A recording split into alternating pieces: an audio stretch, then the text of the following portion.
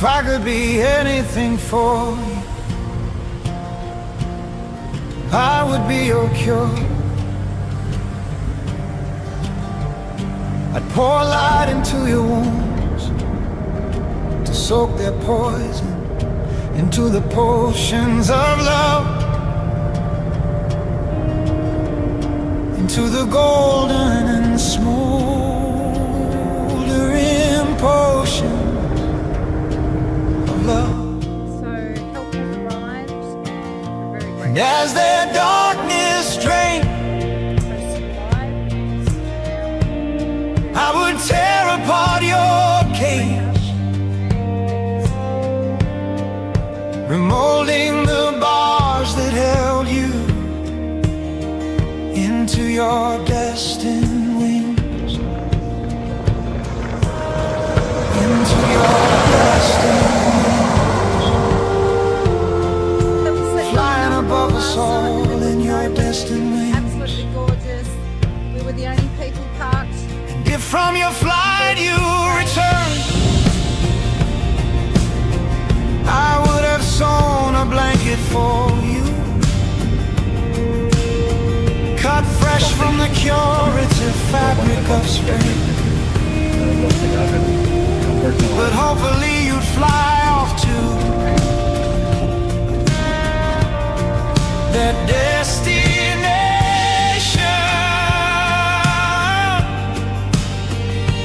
you were born with, the one they tried to steal from your soul. That destination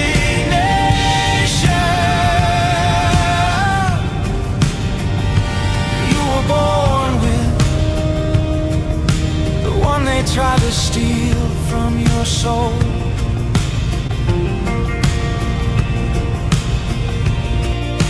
If I could be anything for you, I'd like to say a huge thank you to I everyone would be your cure. who's come out and supported Michael and Cafe Lockdown to continue doing good. If I could be anything for you, I would be your cure. I would tear apart your cage, remolding the bars that held you into your destined wings, your destined wings, your destined wings, your destined wings.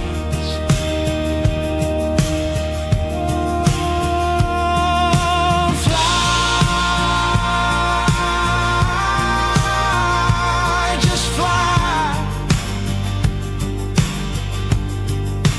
Realize all that is holding you down. The concepts. If I could be anything for you, if I could be anything, I would be your cure. I would be your cure. I would be your cure.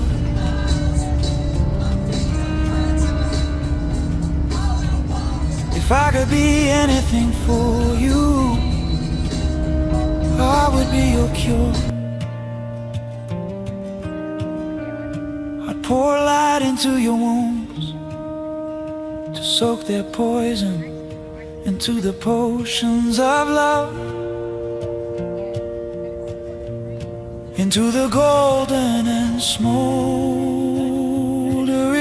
potions of love.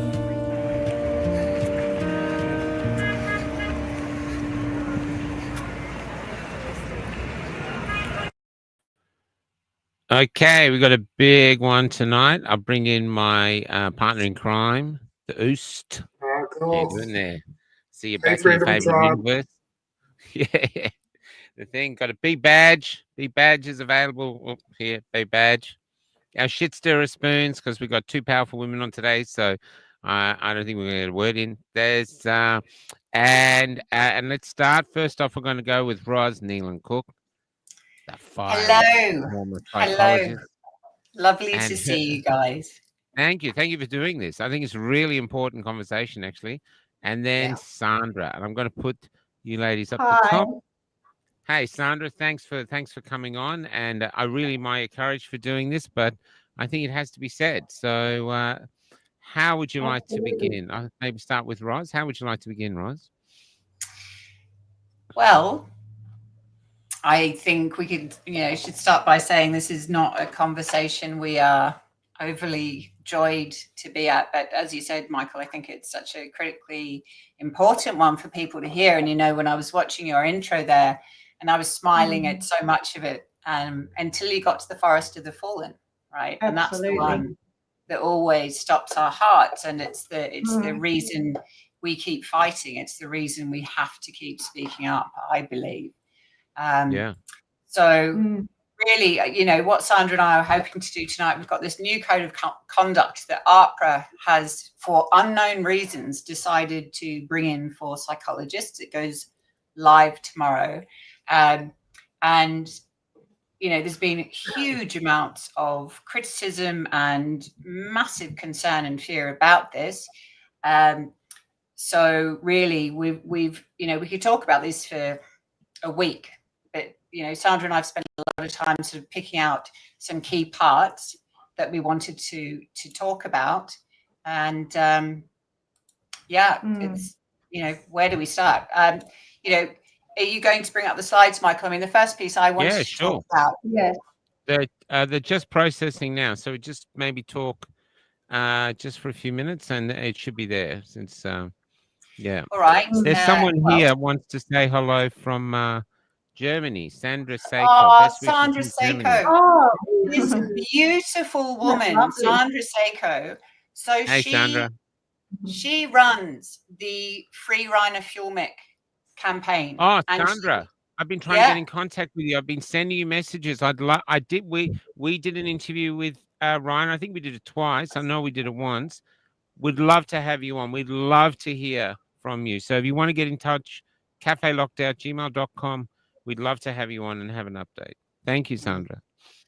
And she, while you're still processing the slides, I hope it's okay to say, Sandra, she also is a psychologist, former psychologist. I'm not sure exactly what nomenclature she has to use. Trauma psychologist, highly experienced, also mandated out or, lost her license in Germany for speaking out, sorry, not speaking out, but not taking the jabs. So she now drives a taxi and puts volunteer, right, as we know so many people do. I'm applying for jobs at the hardware shop at the moment. I mean, we just have to stay the local balance, right? That's right. With that, devotes and gives of her free time, huge amounts of her time to supporting Rainer, which is, he's been in jail for 2 years now, and it's an absolute travesty. It's just disgusting. So Michael, she's amazing. So thank you, Sandra. You really from Australia, we love you. You're amazing. Thank you, Michael, we should play the interview we did with Rainer, so that people remember what a brilliant and important man he is, and he's one of our tribe who's been left behind, and we're not going to. We don't want to leave him behind. We will not. Yeah, he's so beautiful. Important. He is. He was so lovely. He was so lovely with us. He just called and said, "Can I come on?" I think I was in Portland, and I was running to try and find a pub with Wi-Fi so I could do it in this back of a pub. And remember, Paula kept falling out. You were talking. I'm going, the nightmare. And he was so calm and this, there. Yeah. He's an outstanding human being, and I think the really important piece is he has been forgotten. And not only has he been forgotten, but because there was all this malicious bullshit. Can I swear? Yes. It's required. It's required at the cafe. It's a cafe. not club grubbery. Making up all these charges, false charges of embezzlement, that sort of thing. And a lot of people, even in the resistance community, believe that's true. So that's a whole other piece, and maybe we can, definitely do another interview on that, because we're getting involved with the Lighthouse on that. So before we start too, we're streaming live now to a Telegram page. It's called Cafe Lockdown on the Run. That's there. We're doing that because we're expecting to be leaving Facebook soon. So there's that there. And we're also streaming to Odyssey, which is a blockchain platform, very hard for them to censor. And we're streaming there now too. So in the next few weeks, we might be migrating away from Facebook, which is interesting because I still remember my brother calling me up going, "You heard of this thing called Facebook?" Going, "No." And that was like 30. I've been on it ever since. Made businesses on and stuff. So it's really quite interesting to finally go, okay, we're leaving it. Yeah. And we're on YouTube too, yeah. But how long? Oh, it's still on YouTube. Well done. They let us back on recently. They'd taken down 6 channels.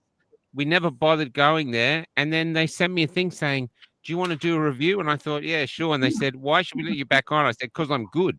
Because I thought, they're not going to do it. And then they put me back on. I was like, oh my God. So we're precariously on YouTube.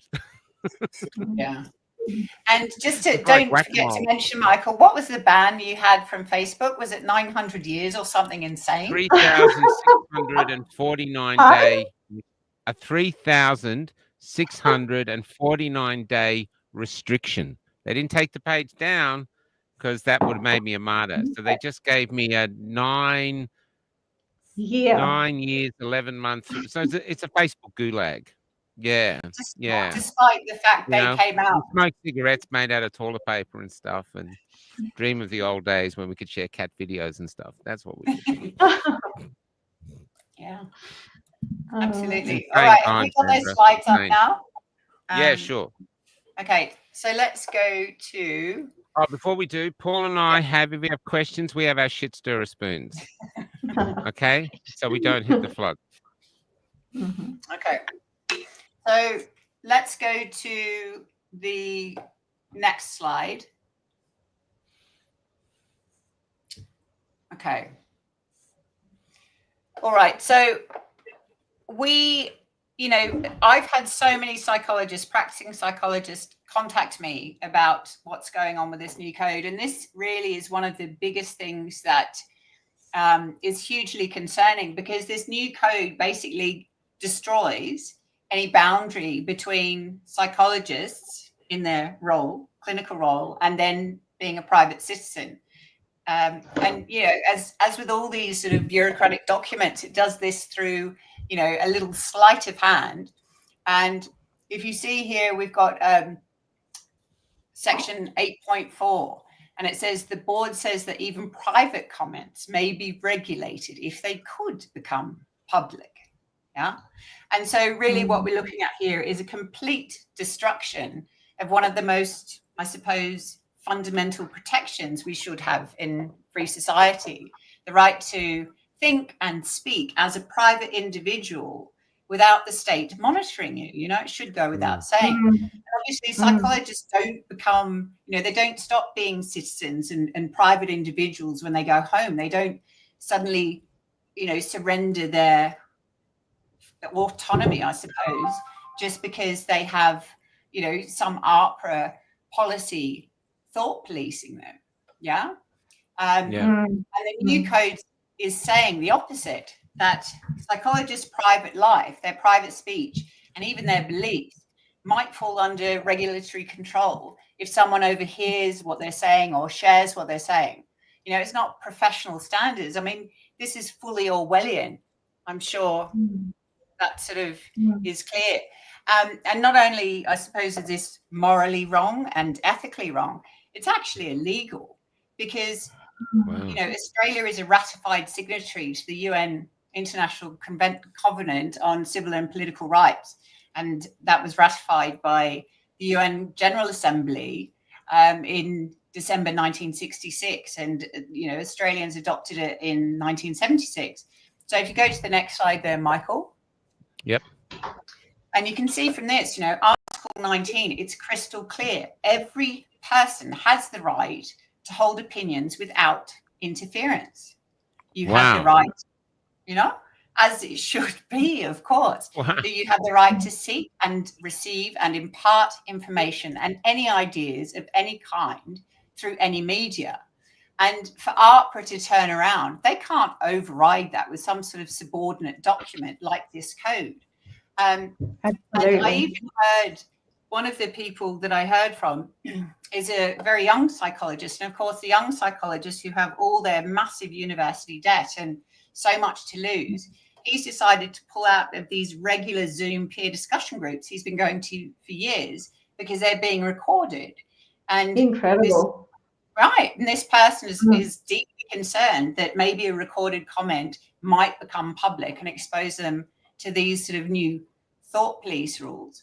And it's not paranoia. And it's a really legitimate concern. So really, this isn't psychology anymore. It's the state inserting itself into the internal world of individuals and a profession that's already traumatized by censorship during COVID. And we'll talk more about that later.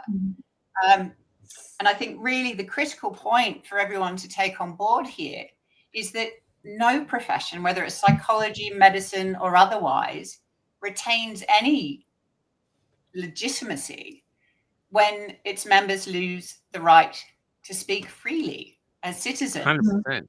Well, that's what you go to a psychologist for. I go not only just for the training, but for who you are as a person. What have you learned? So you put them together, and we want guidance. I don't want you to tell me the answers, but I want to help me with guidance, not this. That's right. Yeah. I'll retweet it, Paul, if you don't mind. The code basically tells us that as psychologists, we're never off duty. Yeah, that's right. Yeah, it's just ridiculous. I mean, how can you do that to people? And I mean, this code, they first sort of put it out, and we'll talk about that more later, in 2023. Interesting timing, right? But to sort of overreach in this way, it's horrific, I believe. So the next one do you want to say anything anymore? No, I'm just agreeing with you, Ros. Yeah. Look, the next one really is so this again sort of delves into what psychologists are allowed to communicate publicly and what restrictions are put on there. So the new code basically says that psychologists may only make public comments using either contemporary peer-reviewed research findings or their demonstrated experience or expertise. And, to maybe a layperson, this sounds neutral and fairly sensible. But the reality of it, when you dig into it, is it's speech control, right? Dressed up as standards. And we'll get to the peer-reviewed research in a minute because that's massively problematic. But let's, look, there's this sort of board's built-in escape hatch. So the code says, well, it's not just the peer-reviewed literature. Psychologists can speak based on their expertise. But that phrase in itself, it's undefined, it's completely subjective, and it's entirely at the regulator's discretion. And that's where it gets incredibly dangerous. And I think that it's like a get-out clause, it's the usual regulatory optics built in to cover their asses. Because in practice, as we've seen, compliant psychologists have expertise accepted, but dissenting psychologists have their expertise rejected. And absolutely, good point. Such a vague clause, and it's used. These sort of things are used to persecute dissent and to protect obedience. And once you take this sort of pseudo loophole, listen to what you just said, Ros. Just pause to what you said.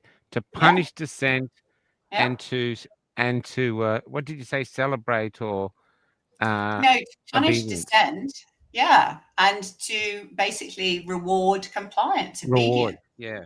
Oh, Reward obedience. Wow. yeah. It does. And Yeah. so once you get rid of that, because it's nonsense, so then we get back to the peer-reviewed research, because that wins the day.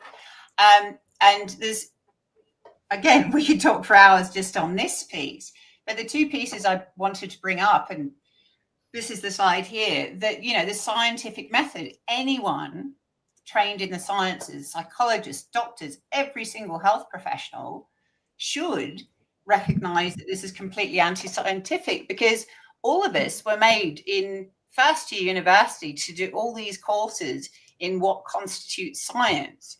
And they're foundational. And really, for AHPRA to write something like this, it's like they've forgotten. So Karl Popper, and we're all taught about, Professor Karl Popper and his principle of falsifiability is foundational. And, it's not even rocket science. It's like science progresses by testing claims, right? You aim to prove them. And it must allow challenge, because no scientific is ever final, right? Maybe pure maths, I don't know, whether that would ever change. But really, beyond that, it's just conjecture, and every claim has to be open to refutation. Science evolves, and we've seen again and again and again through history that it frequently reverses. If you think about Galileo's argument for heliocentrism, that the Earth orbits the sun, and he was punished and put under house arrest because he went against, the evidence-based consensus at the time, so Ptolemy, and, he tried by the Inquisition, placed under house arrest, but ultimately, of course, found out to be 100% correct. And the same thing happened during Galileo wasn't peer-reviewed, Ros. He wasn't properly peer-reviewed. No, so, that's right. The appropriate stakeholders had judged that Galileo had ideas that could cause harm, and as a result, he had to be put away for the sake. Right. Yeah. What's Greek for conspiracy theorist? Anyone know? Sorry? I'll look it up. What's Greek for conspiracy theorist? Can I just say, to get a modern story, when I was on the Parliament steps in Melbourne, we were there every day. We called it the Steps of Solace, because all these people from Melbourne were coming and sitting there, and they were in shock because they had to get mandated, and they didn't know what to do, and we were the only people who would listen. You'd have all these old ladies there who were just listening to these struggling people. And one young girl, I remember, she looked like she wore op-shop clothes. She looked a bit of a geek. And I sat next to her, and she was only young, and I said, "Are you okay?" And I remember this, what she said to me: "I'm a chemistry student. I literally just have to sit my exams to pass my 4 years, whatever. And they won't let me sit the exams and start my PhD unless I get vaccinated." And I said to them that I just have questions. And they said to her lecturers, "In this case, you don't ask questions." That's it. And her parents were saying the same. And I said to her, "You're a scientist. Science is one big question. That's all it is. Your job is to ask questions. That's it." And they're telling you now, after a 4-year course, don't ask questions. That's where we are scientifically. Yeah. It's disgusting, and as soon as you say there must be conformity to this peer-reviewed research, you've taken out any chance. What consensus opinion is. Right? You've taken out early warning, any minority scientific viewpoints like Galileo's are just binned. You can't critique. And for psychologists, it turns what they can speak about into institutional obedience. It's not science anymore. And so, aside from what it does to the scientific method, and you can go to the next slide now, the peer-reviewed literature, as we call it, has a really dark history. It is not clean. And sadly, the public and still the majority of health professionals treat peer-reviewed literature as some sort of holy writ, like it's gospel, but it isn't. you know, and we've seen it again and again with bias and sponsor influence, political pressure, editorial filtering. You know, it's groupthink, isn't it? And, you know, the peer-reviewed literature was never meant to be a muzzle. And I put this quote up from Marcia Angel because it's so on point. You know, she wrote this, 2009, which is whatever it is, 15 years ago. She'd been the chief editor of the New England Journal of Medicine, which is considered to be the top. It's an impact factor #1, we call them, journal. And she ultimately, literally just walked away in disgust and said, and good on her. Good on her. And I remember hearing this at the time and thinking, all right, that's being dealt with. You know, everyone will get it now. No. And there's been so many similar write-ups. You know, her speaking out wasn't an isolated event. So really, when a regulator like AHPRA says your speech must align with this agreed or, you know, mandated research, they're not protecting truth. They're weaponizing what's known to be a corrupt system. You know, it freezes science. Aren't they like reviews for theaters or reviews for films or reviews for an Airbnb hotel? I mean, let's be honest. That's all they're worth now. And most of those reviews are false, done by cousins and aunties just to try and get people bums on seats for theater or someone free Airbnb. I mean, we can't believe them anymore. They're just reviews. No, and that's such a brilliant point, Michael, because what we actually need is, what's it called, TripAdvisor or those sorts of things. And we need that for journals. And I've actually recently joined and been asked to be a ambassador or spokesperson for, so Children's Health Defence have put up this new thing called the COVID Index. And basically what they're trying to do is get a really robust database of all of the, you know, alt narrative COVID data, articles, research, the press as well, because I'm, you know, you guys all know that so much of what was on government websites and newspapers has been deleted from the Wayback Machine. So I've suggested to them, well, look, as well as just putting the alt narrative, let's get the, you know, official narrative up there, and let's say, okay, so this article who was it sponsored by? Who were the stakeholders? You know, what was going on? Because it's really important for people to see just how dirty this elite, rarefied peer review literature is. Yeah, I was going to ask Ros, who's when they limit acceptable discourse to peer reviewed, you've got to ask, well, what is the effect of that? Who is it that's conducting the peer reviewed research? Who is funding it? Who are the stakeholders? How is that limiting the discourse of the profession? And I'm sure it does, because I know in other branches of medicine, peer review has absolutely failed to stop the reproducibility crisis. It has completely dropped the ball over COVID research, and Totally. It shouldn't be any different here. It's quite disturbing, isn't it?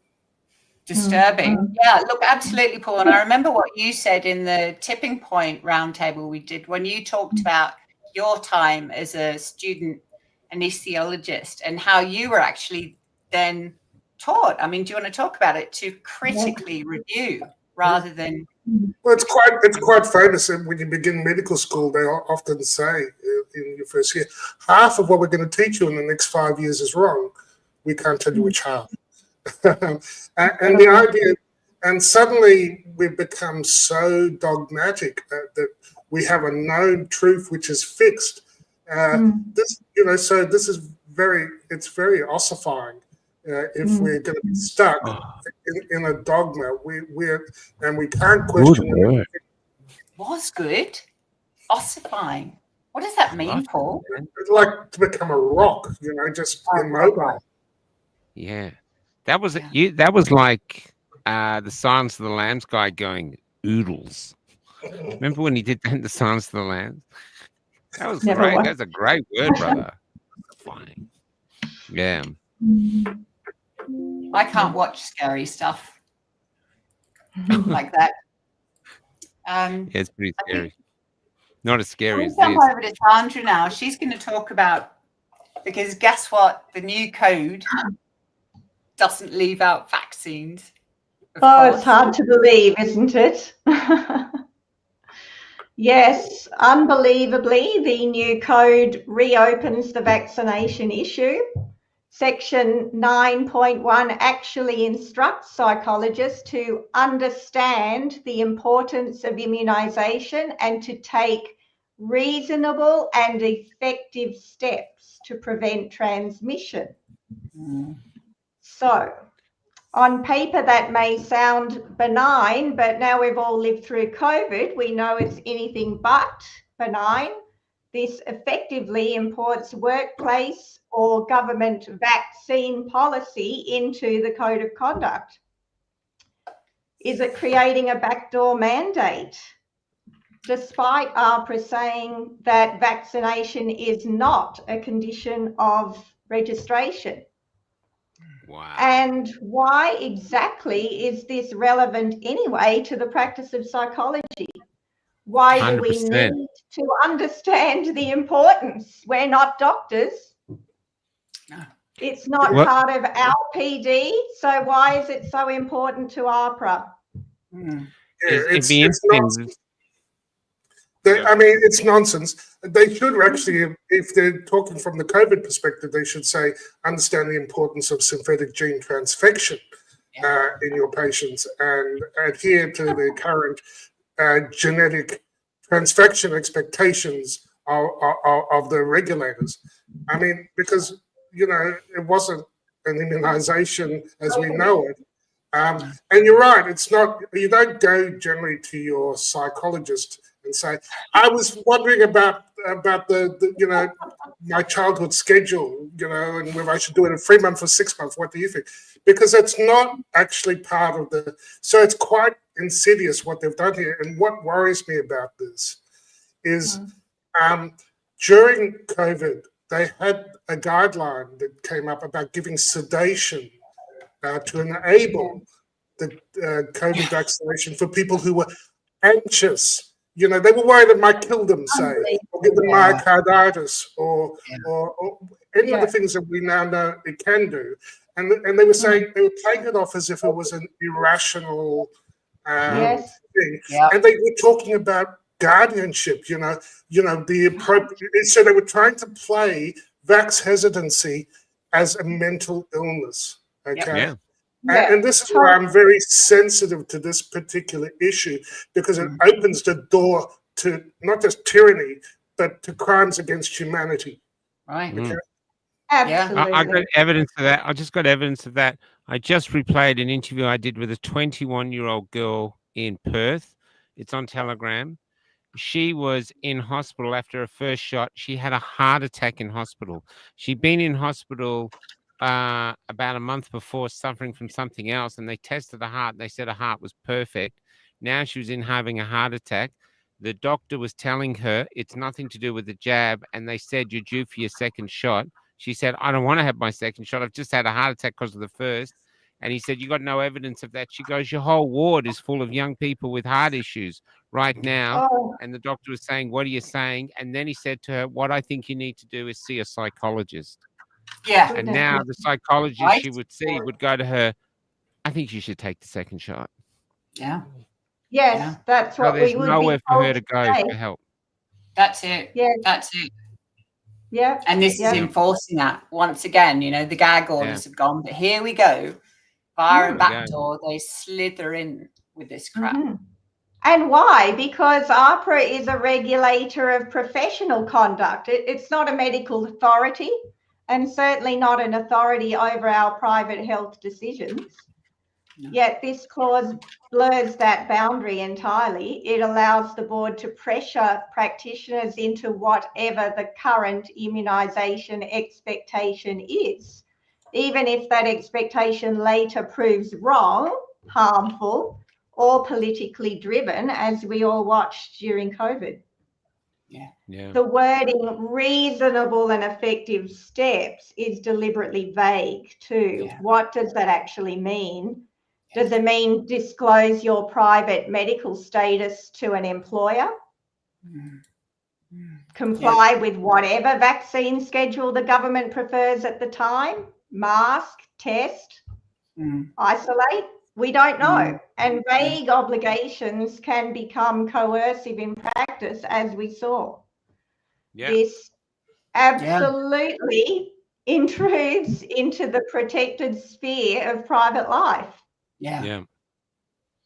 And international law is really clear here, isn't it? Like, medical freedom is part of the right to privacy, bodily autonomy, and freedom of conscience. Yeah. Regulators have no lawful authority to coerce personal medical choices, personal medical decisions. Maybe we have contraindications. Maybe we've had prior adverse reactions. Maybe we're pregnant. Maybe we have some kind of disability or religious belief.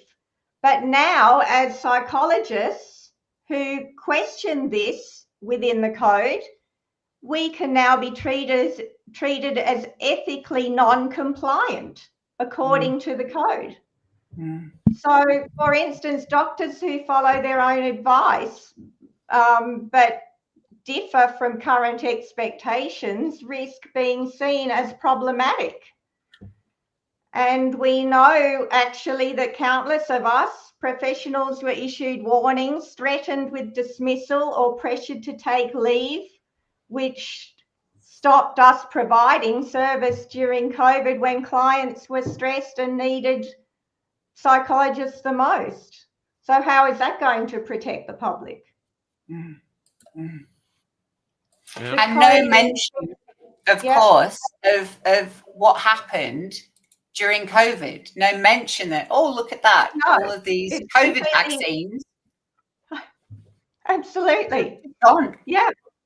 It's extraordinary. And in section 3 of the code, it talks about being respectful, having a culturally reflective practice for all. We are to challenge our assumptions, to respect diversity, to avoid bias.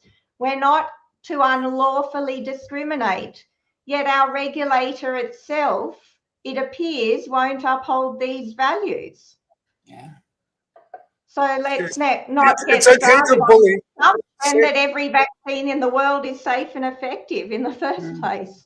Sandra, it appears to be okay to bully and harass if you're a deplorable anti-vax cooker. You know, you can discriminate, you can do anything you like, but if every other category is a protected category, and what happened to you, Ros, was and me and others was bullying, out and out bullying. Yeah. But I think what you said before about there's been no accountability. No one's reviewed.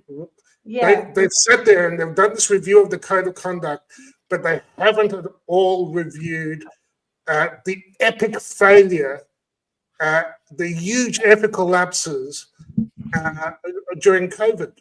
You know, the destruction of informed consent, bodily autonomy, human rights.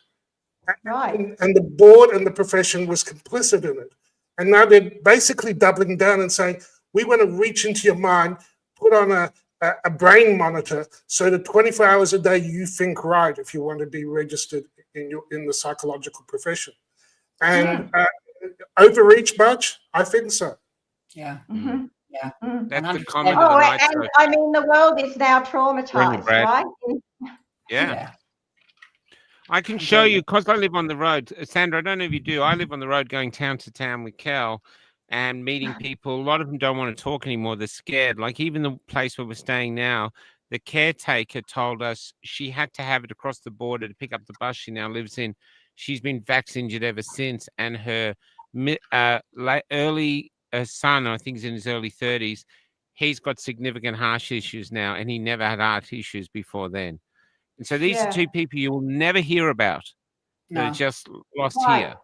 But if you go Yes. out there, they're everywhere, and they keep it to themselves for some reason because they don't want to be seen as anti-vaxxers. So they don't want to do an interview because the people think I'm an anti-vaxxer, even though the vaccine might even be killing them. Yeah. They're still protecting the government. Yeah, right. Yes. Yeah. I mean, and psychologists must be hearing this in therapy rooms all over the world. Yes. Yeah, that's right. And feel tongue-tied, right, about what to say, how to respond. And here we have a code now that, well, I mean, yes, I guess we remain tongue-tied under this code. Yeah. It's staggering, isn't it? I mean, this is a form of communism, really. It truly is, where, Solzhenitsyn times, don't say this. You say this, we'll sack you. You know what I mean? I think if they get their way, they built all these prisons for us. They go, okay, off you go. Yep. 10 years. Re-education. Remember, they used the word re-education. There was a woman, I think she was in the tribunal for the Fair Work Tribunal or something like that. And one of them, this woman came out, magistrate, and said she had issues with what she was doing, and she was removed and sent, and they used the word re-education. Yeah. Remember them using that word. Yeah. They AHPRA have used it here with psychologists, not myself because I was gone, but other ones who put things on social media. They were sent off for social media training, similar to how Jordan Peterson was in is he Canadian or I think he's from Canadian, the US, right?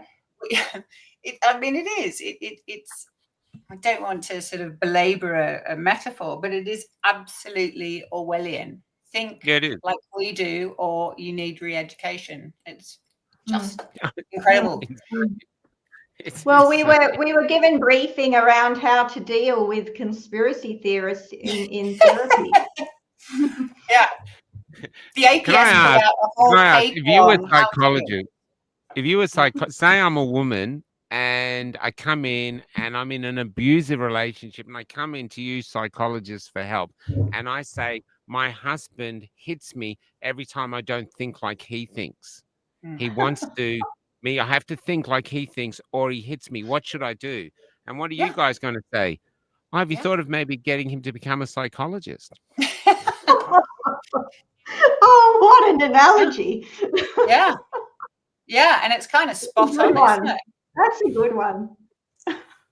Yeah, it's not dissimilar. And I'm going to throw the political hot potato in there, but it's not, dissimilar from the way Muslim women are treated. Is it? No. Well, when we were in early with Dan Andrews, so many of the people in the marches where people have been in abusive relationships are saying this is an abusive relationship, except with the state. This is exactly what it is. Yeah. And we've always seen in the sort of resistance or freedom of wake, whatever you call them, community, there's a really, really high percentage of people that have their own trauma, whether it's childhood or whatever. And from that, they're used to sort of caregivers being unsafe, so they don't necessarily trust them. Whereas those who have had easy relationships, sort of normal attachment or secure attachment, as we call it, they have no reason, and this all sort of operates unconsciously, to question their caregivers because surely they're safe. And shouldn't they be? Shouldn't they be? We should be able to trust the government. Ho, ho, ho. Yeah, it's amazing. It's staggering. I can't believe we're having this conversation in Australia. Yeah. In our time. Yeah. It's like something from the 1960s. You know what they used to do? Can you believe it? No wonder the hippies rose up. I mean, and here we are. Yeah. So with that, can I just move on to a quick point, Michael, which is about another part of the code, and maybe you could move on to the next slide. Wow, I just got here.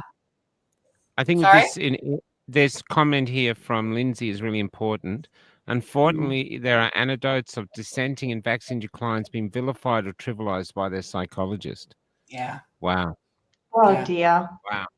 Because all they want is acknowledgement. At the moment, that's all they want. Yeah. All the people I interview go, I just want to be acknowledged that I've been injured by this thing. And they won't give it to them. No. You know. That's what everyone wants. You know, ultimately, our sort of number one job as psychologists is when people come to us, it's to validate people's experiences, because they're coming to psychologists because, you know, they're alone, no one's listening to them and they need help. And that's the first piece, is to just validate, you know, whether we agree or not. And Sandra's going to get into this later with their position. It's to validate how they feel. And that is such an incredibly powerful thing. And psychology, and the opposite is worst. If they go this. there looking for that and told, "Oh, you're an idiot," you know. Absolutely. It's extraordinary. Yeah. It's incredibly damaging. I mean, it changes everything about how we used to practice, you know. Yeah. We couldn't have imagined this time, I would say. You have to become liars. Yeah. You have to lie. That's right. It. And if this person's in real pain in front of you, you can't help them, because they could be false, or a ghost, you know, a ghost client who's there to test to make sure you're actually adhering to the guidelines. A phantom thing. And so you have to lie. That's what they're asking you to do. Do all this training about help, and you're driven there to just help people and sit there in front of them for a good wage and don't help them. Just lie to them. However, most psychologists do not feel like they're lying, because they're not. They believe that this is the way to look at this issue. You know, this is what we've been taught. This is what we believe. And there's no reason to test this assumption, because vaccines have always been safe and effective. And we've been told these ones were too. So when the client comes in saying they've had a vaccine injury, the automatic response is, well, that can't be right. And so as much as perhaps they'd like to validate the client, they probably feel more like challenging them to try and correct a cognitive distortion. That's right. And if you think, what really worries me about all of this, I mean, we're sort of 5 years on from COVID. And what's a average career? So if you come out of uni, 25, say, you're going to work 65 or whatever they put it up to now. So 40 years, we've just lost 5 years. So with this new group of psychologists that are going through uni, and they're being fed all of this nonsense in university, and they will never question it. The same way, Paul, you know, we've talked about it so many times. You, as you said, were sort of, you know, they really pushed you to question the literature. Whereas now you can be damn sure first year med students are just told this is what it is. Including the peer-reviewed literature. I mean, there was always, we were taught that you had to be skeptical. And that was before we were aware that less than half of it was ever repeatable. In other words, it was nonsense. And that was before we really understood the full degree of contamination by big pharma interests. This is really worrying, because it feels so much like Big Brother to me. It's the thought police reaching into the profession of that's meant to help people with their psychological distress, and it's saying you must gaslight, you must love Big Brother, you must be woke. You must do whatever the government says is, you know, and pay homage to Big Brother in all things. And God forbid you don't, then, and you're a psychologist dealing with that, you can be attacked. Yeah, definitely. Can I just go into this next one, right? Because this is another part of the new code, and really, you know, it's complete forced ideological compliance. And so, you know, really every ethical code for the last half century, and certainly the former psychological ethical code, you know, draws a clear line between regulating conduct, right? And I still believe that's really important. Don't get me wrong here. You know, psychologists, many of them do bad things. They, you know, abuse or have inappropriate relationships with their clients. But this is now about regulating belief, and it's really crossing a line. So across many sections in this. It sort of demands that psychologists acknowledge, and recognize political concepts. So the example I'm giving here is systematic racism, colonization, sort of invasion narratives, as if agreement with these positions is an ethical obligation. And really importantly, these are not universally accepted views in Australia. So Aboriginal and Torres Strait Islander communities themselves do not share unified views on these issues. There's no single narrative on colonization, cultural harm, trauma frameworks, etc., or any, of these to the degree which should shape clinical practice.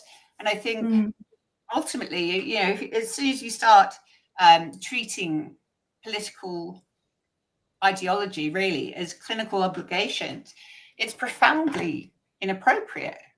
Because they talk about the Aboriginal situation. Well, what else in the future might the board decide is a compulsory political view, which psychologists must comply with or face gag orders if they voice anything else? And really, it's very dangerous territory when any regulator, whether it's AHPRA or otherwise, start telling professionals what they must believe. Not just how they must behave. And again, it violates a couple of articles, actually 18 and 19 of the ICCPR, which I put up before, intellectual freedom, freedom of conscience, and really the basic human dignity of being allowed to have your own thoughts, your own private view.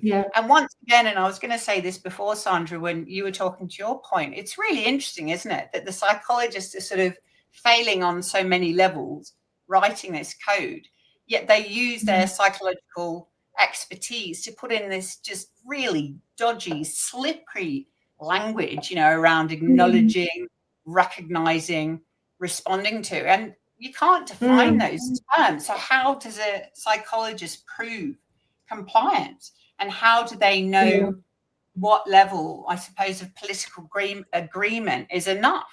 It's like weaponized ambiguity, and this is the really key point here. Ambiguity is always going to favor the regulator. We've got all these different therapeutic modalities we use in psychology, right? And none of them impose values on clients. CBT doesn't, ACT doesn't, psychodynamic therapy absolutely does not. Yet this code requires psychologists to approach every client through this sort of mandated ideological lens. And I think, no democratic profession. Political instruction. It's a political instruction. It's not psychology. That's right. Once you've mandated this sort of view that psychologists must hold a particular type of ideology, the next step is easily mandating that psychologists must confront clients about their own political or religious beliefs that don't align with AHPRA's worldview. Yes. Are we supposed to be correcting our clients? In this fashion, in therapy. That's right. I think the intention is good, but forcing beliefs is the exact opposite of reconciliation in any case. It risks further division. That's right. And we've made major steps as a nation in ending, or at least, trying to end systemic racism. If you think, of the 1967 referendum that removed constitutional clauses that treated Indigenous people differently, affirming everyone as equal under the Constitution, that was a major step forward. And this kind of regulatory code shouldn't freeze history into the past. I'm not saying that there shouldn't be great sensitivity around these issues, but yes, like you said, Ros, this is an ideological instrument within the code. Yeah, I'm looking at the National Board's Patient and Consumer Health and Safety Impact Assessment on the Code of Conduct, and it's all about Aboriginal and Torres Strait Islanders. What did I say? I got kicked off, I think. It must be because I put up Italian for what I thought of AHPRA. Did you? Then I got kicked off. Okay, sorry to be a pain. Keep going. Sorry, don't worry about me. Yeah, my video got frozen before too. So, but the whole impact statement laser focused on that. But like I say, we've just been through 5 years of incredible trauma to the population. It's not like it was just a minor thing. No, it was like the trauma that the children have been put through in the population through the fear programming, the lockdowns, the coercion. This whole document is a monument to what happens when you don't look at what actually happened and you pretend you live in a fairy world of woke DI and Aboriginal and Torres Strait Islander people as your focus. Not that they aren't important, but what happened to the children in the last 5 years? What happened to our populations? And you're not supposed to talk about it now because it might not be in a peer-reviewed paper. It seems like it's going to be it's making gaslighting. You're making a psychologist gaslight so that they can pay their mortgage. It's You're going to see a lot of suicides in psychologists. They really are, because they're going to feel they're betraying their soul. That's what's going to happen. That's why we've seen a rise in suicide amongst doctors. I'm sorry, but that's what you're going to see. And the whole country now, I can tell you, because going town to town, Paul's right. The whole country is suffering from PTSD. I get grown men, tradies coming up to me when no one can see them, and they cry because they feel like they were medically raped by the government. I don't get this rarely. I get this a lot. And I get it from all over the place. The whole country is suffering from trauma. So we need our psychologists and we need our counselors. And what are they doing? They're going to remove you. And in the health professions broadly, we're suffering moral injury. I mean, we can't speak out and we can't share this with our colleagues. It's extremely difficult to talk about. I mean, how do you go and get treatment for concerns around this issue? And just the sheer distress and burnout during the mandates and the lockdowns. It took a toll on the entire workforce. Yeah. And even the ones that don't. Families broken up. That's right. And even the ones, Michael, that sort of don't have awareness about their trauma or sort of don't actually have conscious anger. What I've sort of seen in the last few years is just there's this undercurrent of anger percolating through society. And I mentioned, so my daughter, who works at a tourist place up here, and when she started there maybe 2 years ago, they would have, they started all of these signs everywhere. You go into shops, don't abuse our workers, all of these things. I remember thinking, oh, lighten up. And it was when she started working there and telling me the amount of abuse they cop from customers. She's had hamburgers thrown at her. She's had, elderly women call her, words I can't say on this. And that's what I think. I think those people, they're just so sort of angry and they don't know why. They don't have a target. So they just take it out on the kids. It's a massive problem. Yeah. Absolutely. Yeah, I mean, every phone call you make. You know, if you sorry, call any the old government, adage. Sorry, if sorry, you call, Mike. I'm just saying, if you call any government department, they start with, if you abuse the staff, we'll cut you off, and then they make you wait for 2 hours until they pick up, and you know, oh, thank you for finally taking my call. You know. Yeah. I hear you're frustrated. Yeah, they've got all these bloody catchphrases driving insane. Sandra, do you want to go into saying, Ros, the old adage is the body keeps the score, right? So people are walking around, they don't have necessarily that conscious awareness of why they feel the way they do, but there's been definite harm globally. You know, it reminds me of Faulty Towers, you know, that episode where he says, don't mention the war, you know. Yeah. When I look at this code of conduct, one of the big things is it just doesn't mention the war. It hasn't been impacted by the war. And in the absence of that, in fact, it's worse. It's trying to maintain the some of the madness and overreach of the war. In fact, it's trying to stretch it now. I hope there's more backlash, but it's just more proof to me of AHPRA's overreach. That they feel, you know, what's next? Are they going to put sort of caps on psychologists' heads at night time to check their dreams? You know, there's going to be some sort of zapping device attached to them if they have wrong think, because we're heading in that direction.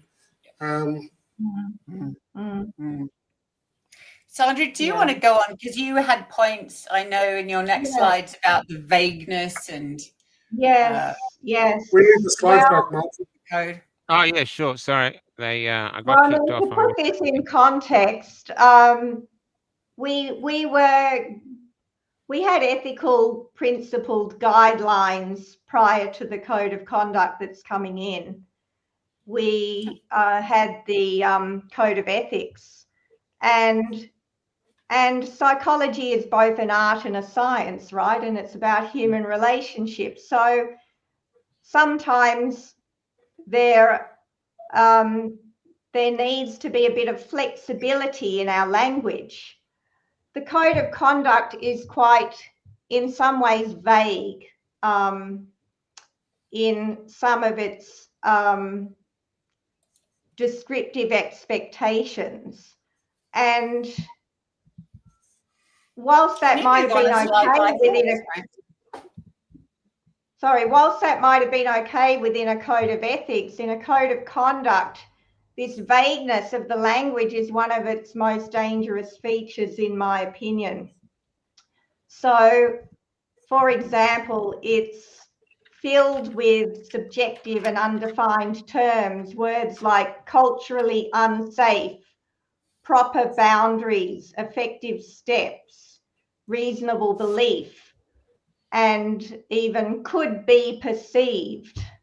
And none of these phrases are defined anywhere. None are tied to evidence or measurable standards. And in a regulatory system, vague wording isn't really harmless. It's a license actually for selective enforcement. So the concern is that AHPRA can decide what these words mean on any given day. So the question is, could this potentially punish one practitioner for something and quietly ignore the exact same thing in someone else? Could this power be misused by the regulator? This is not an accusation, and I'm not saying it would always happen, but there's always that potential, because we don't have defined we don't have definitions that we all agree upon. So one one quite concerning aspect of the language in the code is the new no contact for life standard. This is what does that mean? This is basically so that you don't see a client in any other capacity for the rest of your life if they've been a client of yours. So in real communities, small towns, shared workplaces, overlapping services, this is absolutely impossible. So what I'm saying is it can only ever be enforced selectively. So the whole drafting of the document and this kind of imposition infantilizes clients as well. Are they so fragile that any misunderstanding constitutes harm? So it dehumanizes us as psychologists. Are we expected to comply with fantasy rules that don't match reality?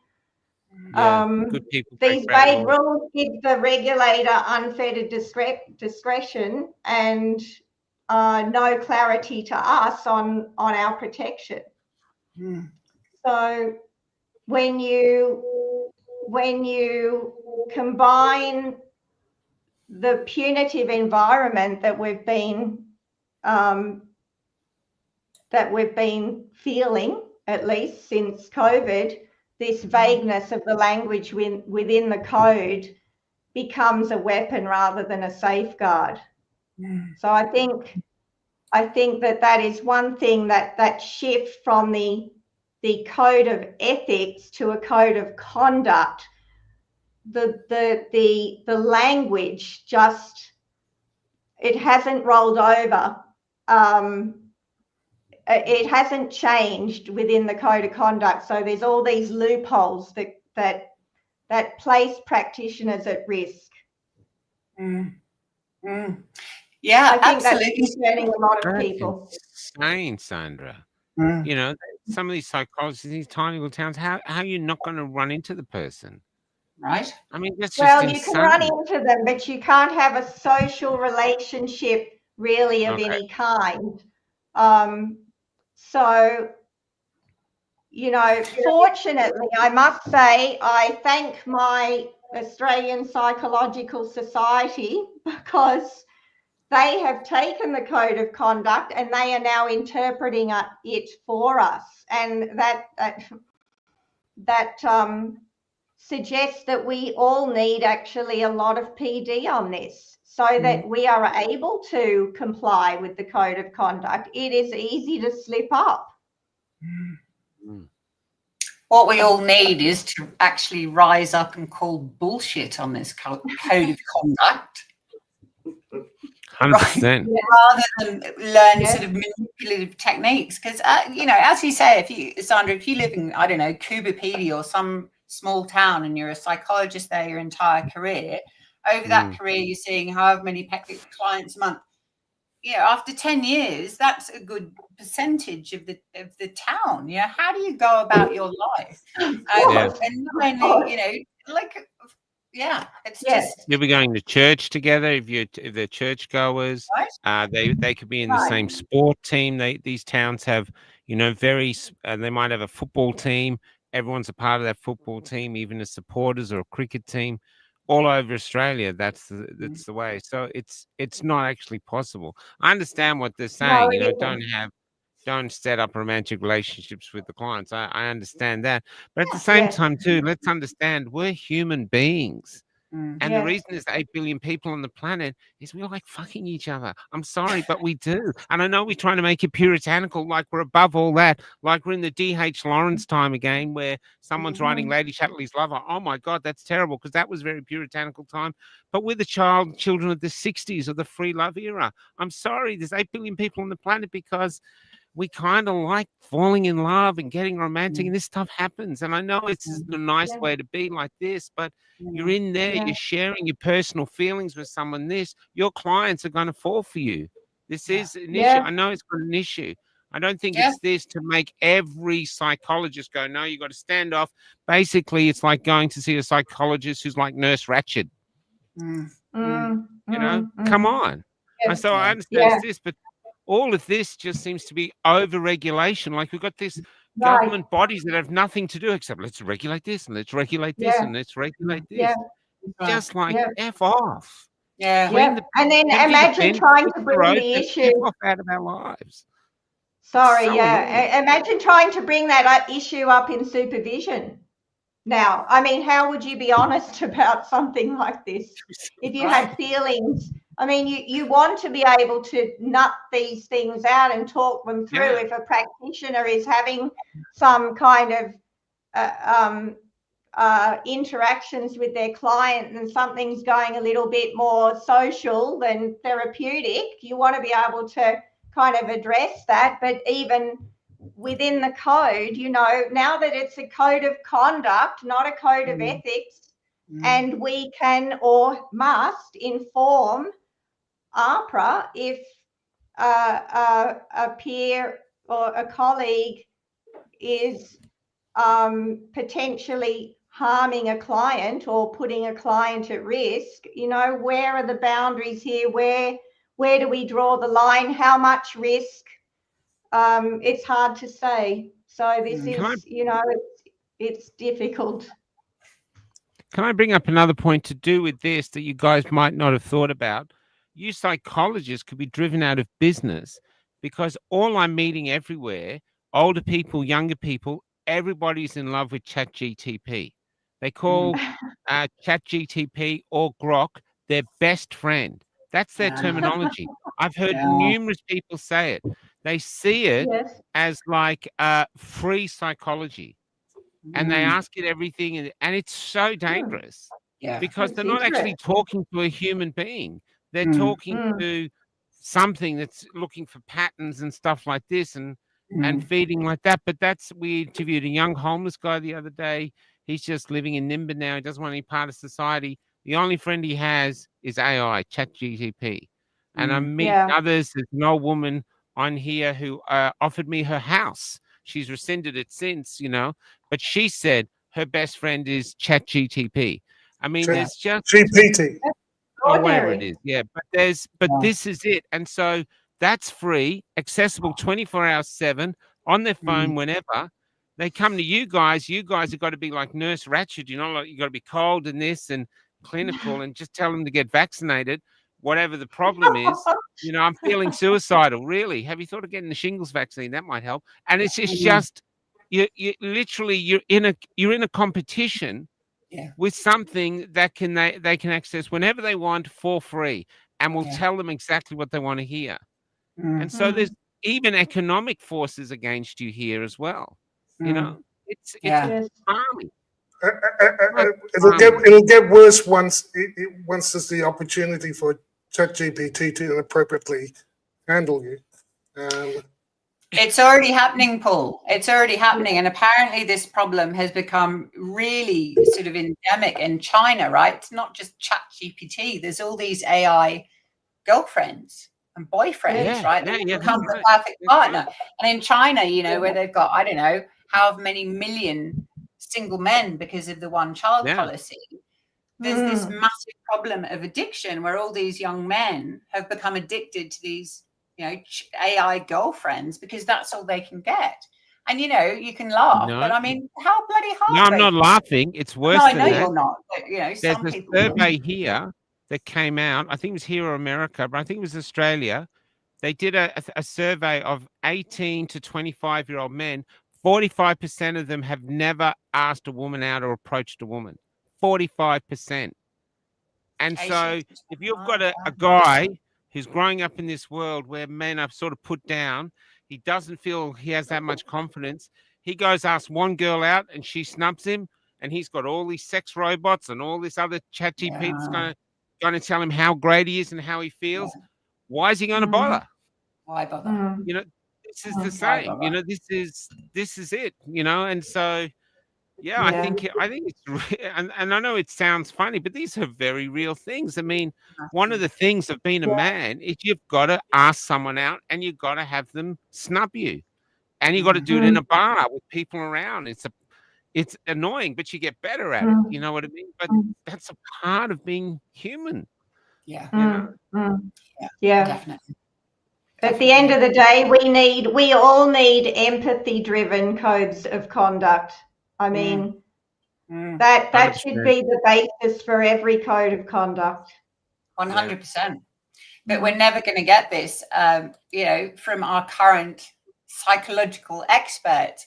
And if I can jump on to my next slide, Michael, and this piece, you know, I can wax lyrical because, you know, being brutally honest, the psychology professions, I'd say around the world, but we're talking about, of course, Australia, they lost, right? They completely lost all moral authority during COVID.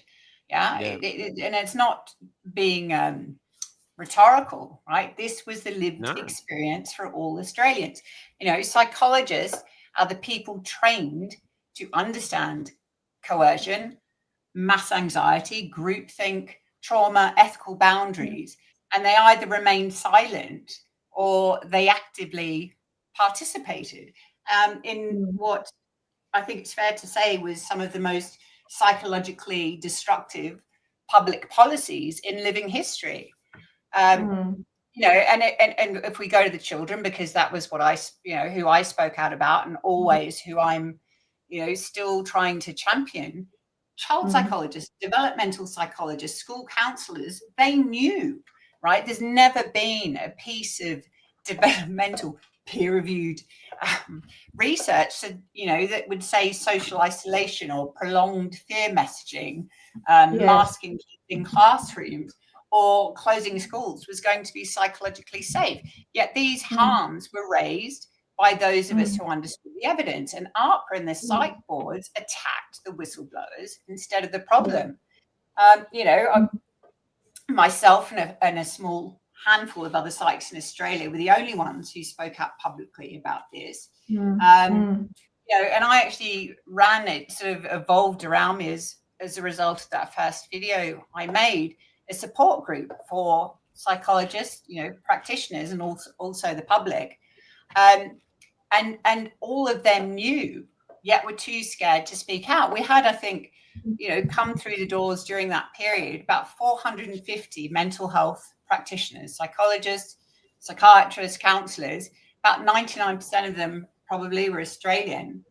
You know, and they would come in weeping about the catastrophes they were seeing, and also the bullying they were getting from their colleagues because they weren't going along with the group thing. And of course, they were scared to speak up publicly due to those AHPRA gag orders, warning of discipline reaction if they spoke out. And of course, we've seen it was not a catastrophe. And for me, this is such a key point. Psychologists ultimately, whether they were practicing clinical or whether they were part of the sort of, you know, government regulatory framework, they became the enforcers of this state narrative instead of doing what they should do, which is being the guardians of ethics and mental health. You know, psychology should, I mean, it was the best placed bloody profession during COVID to act as a check on power. Right. But instead they actually functioned as like this pit bull dog as amplifiers for the power. They didn't challenge coercion. Coercion is a psychological concept. They helped it. They didn't, you know, defend freedom and autonomy.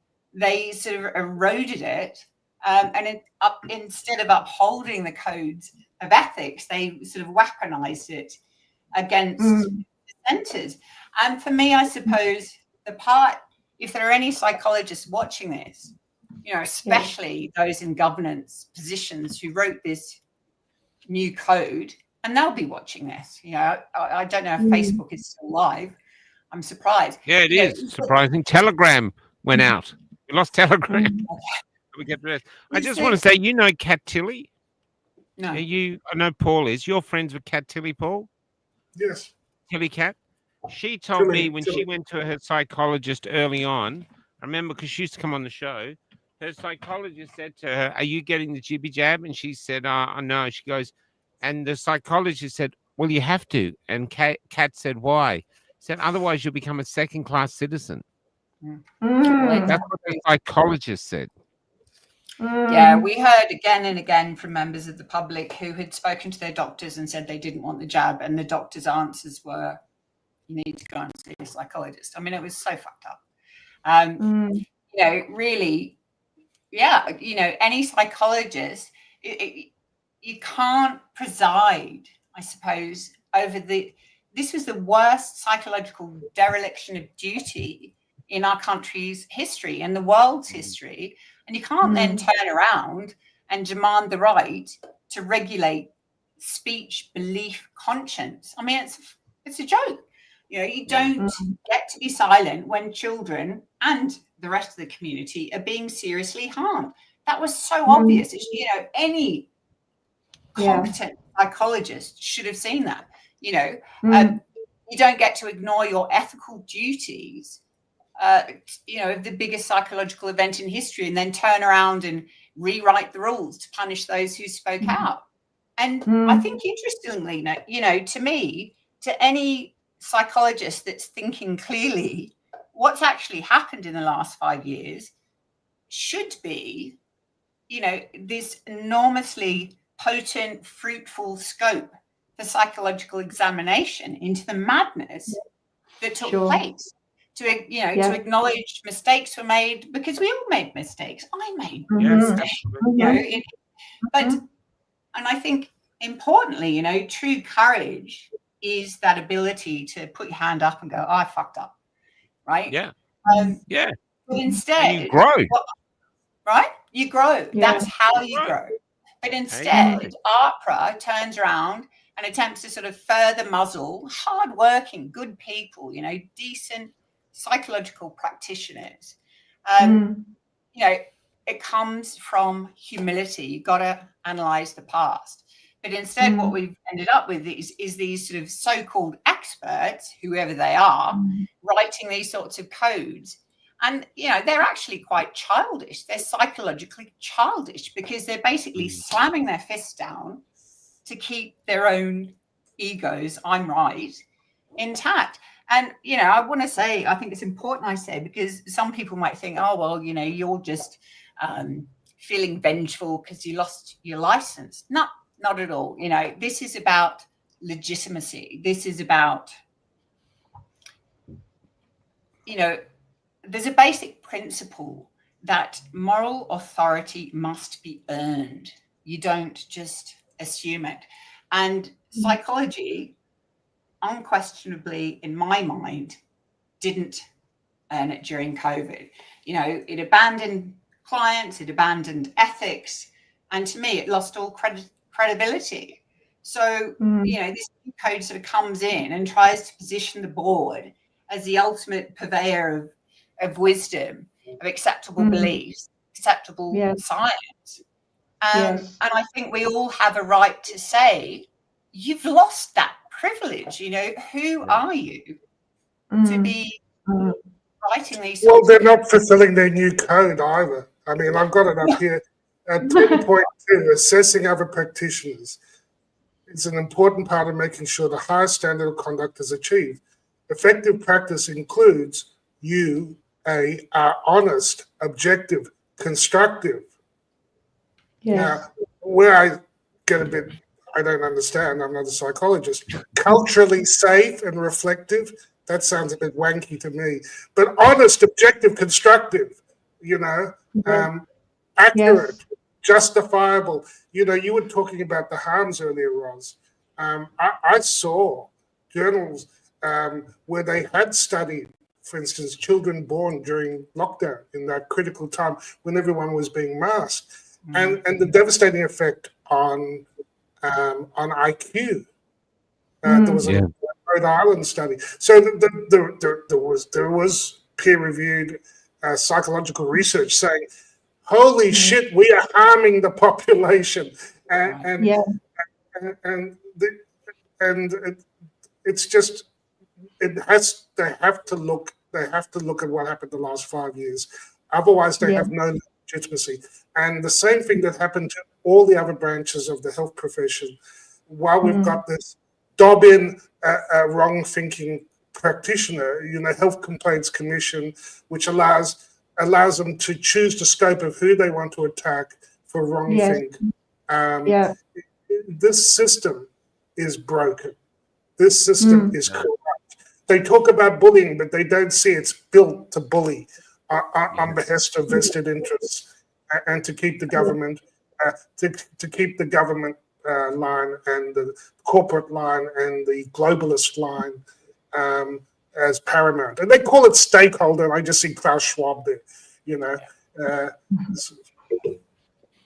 Yeah, I couldn't agree more. Yeah, I agree. Also, I have to say that from another point of view, it's easy to attack AHPRA and the people doing this, but surely to every psychologist watching here, you now are on Mount Sinai, and the devil is asking you a question. You can have your mortgage, you can have your wage, you can have your status, and your pay packet is this. You've just got to do this. You just got to betray the very reason why you became a psychologist. So you really have to ask yourself, all the psychologists out there, why did you want to be a psychologist? Was it just to be obedient to AHPRA and sit there quietly as people are suffering in front of you and not help them because you're going to break the guidelines, or you did it to help people? And if you all got together and said we did it to help people, you could form your own union and you could write your mantra of what you're going to do on union on the end of your finger here like this and send it to AHPRA as if to go, screw you. We're Australians. The country needs help. F off. And this is what we have to do. There's more problem of you is that a lot of small group. Sorry to interrupt you. But we're just too obedient. Yeah, but I honestly think that people are not, they're not making the choice necessarily to, pay their mortgage in favor of not protecting children, etc. Like, they're not making that conscious choice at all. I honestly believe that the majority of our profession still do not see this problem the way we see it. The censorship has been so remarkably effective. And I mean, to this day, 5 years on, I am still sometimes second guessing myself, thinking, how could this be? The incredulity you go through. It's if you're a little bit removed from it too, if you weren't affected by the mandates, if you didn't have a vaccine exemption ignored, etc., if you didn't lose your job, how much of this would you really have processed? So in defense of the many colleagues I have, I would just say that they may listen to us and think, yeah, they may be right, there's a point there, but honestly, would this really be as bad as they're saying? Would this, with vaccines have been around for decades and decades, they've always been safe and effective. Are they really telling us the truth? There's so many peer-reviewed journals saying it's perfectly safe. I mean, what are these guys on about? Could the censorship be really that bad? Isn't this a bit crazy talk? I honestly think that people are in that space, and what we're saying is a bit foreign. Sandra, you know that safe and effective comes up very often in this code of conduct. It is the most safe and effective code of conduct I've ever seen. It's a very safe and effective comment. Yeah. It's had such a psychological effect on the listener that we just shut down and believe it. And that's my problem. That's one of my problems with this code of conduct, because I've learned that when the authorities at B tell me something is safe and effective, that is two lies. And I have a suspicion that it's the same here with this code of conduct. Yeah. But Just again, in about their vaccines, defense, though. I This honestly isn't think just that about- most people are just not seeing this in this way. They do not see this as bullying. They see this as quite righteous. They see this as presenting the truth. They see this as protecting the public from people who, you know, may cause them to stray into alternative medicines or things and not get proper treatment. You know, they're seeing this as necessary.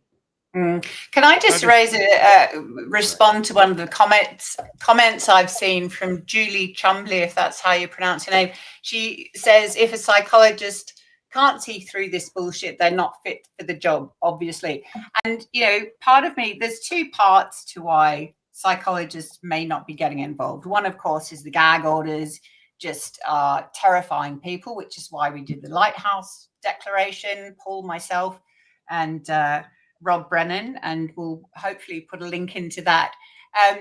But the other one that's really struck me is exactly what Julie said, because if you're a psychologist and you've missed this psyop, you've missed all the media manipulation, all of the nudging, all of the, you know, behavioral information sort of technology they used, then surely by definition you're professionally incompetent, right? And again, with this, you know, that's what AHPRA is displaying, because if they didn't see it, they're either malevolent or incompetent or both. What else can they be?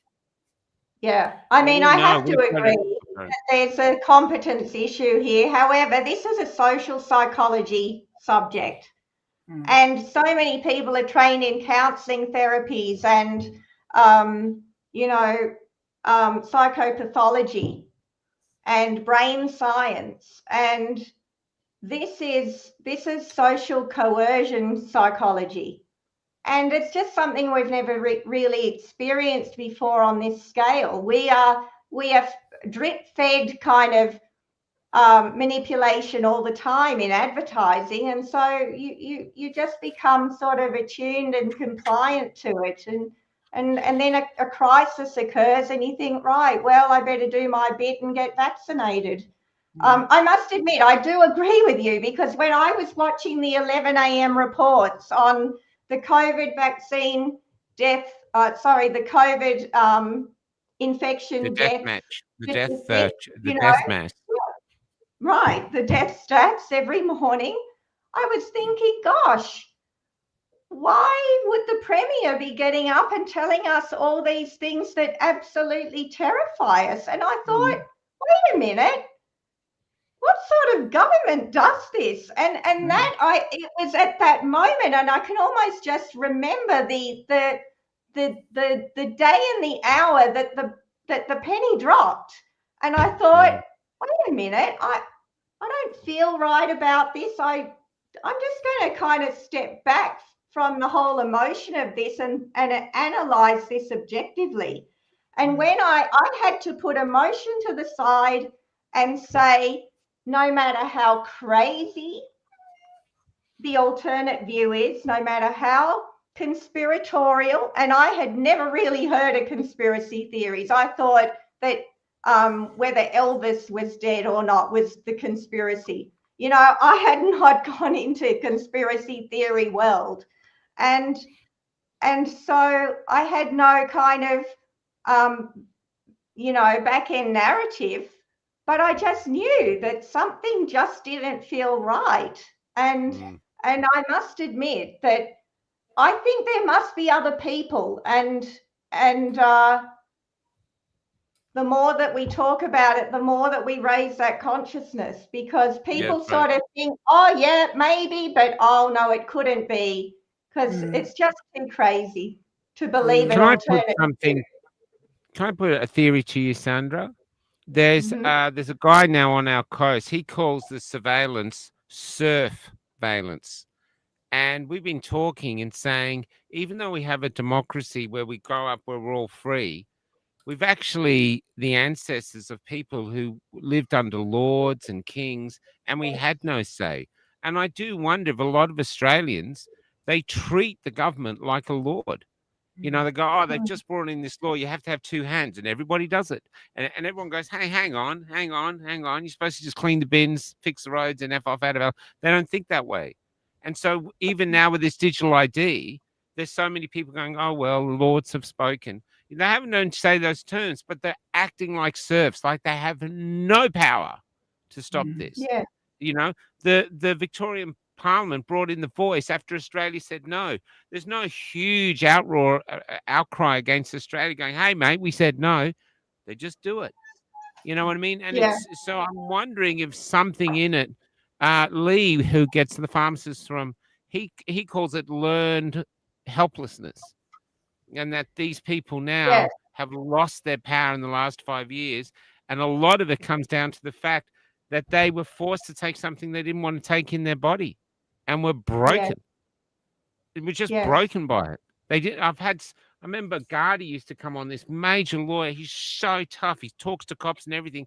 He took, and he said he was sobbing, bawling his eyes out as he was taking it, and it broke him. And he feels sick. This is breaking them.